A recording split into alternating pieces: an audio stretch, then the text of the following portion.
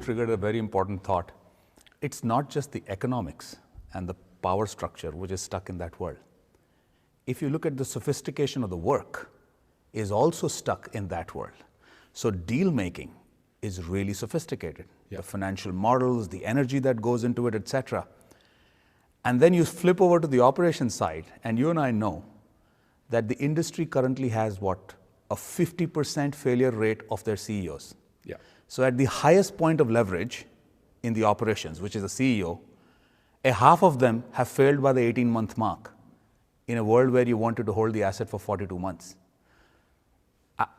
I mean, that is a huge waste, right? And I can see that not just, as value is shifting, I think a big job to be done, to use some of our language, is we have to rapidly increase the sophistication of the work that is happening in the operations space and mirror the edge that exists on the investing side.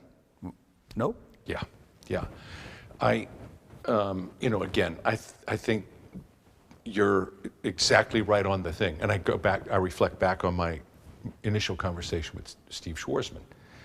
And, he says, listen, in the early days, we didn't need guys like you.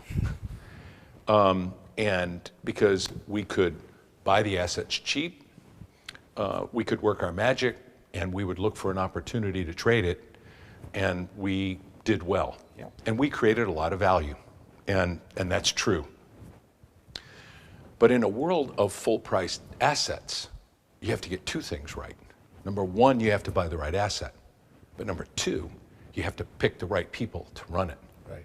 And he initially said the right person. And I think the person being the CEO. And so I focused my efforts on ensuring that we had the right CEO, and in some cases CFO, in there. And when we looked at it, that's where we discovered this 50% failure rate of CEOs, which is like a coin flip. You might as well flip a coin on who you put in there. It's just about as effective. And so when a lot of the work that we do these days is to ensure that we can increase the probability that we're selecting the right person to be the CEO.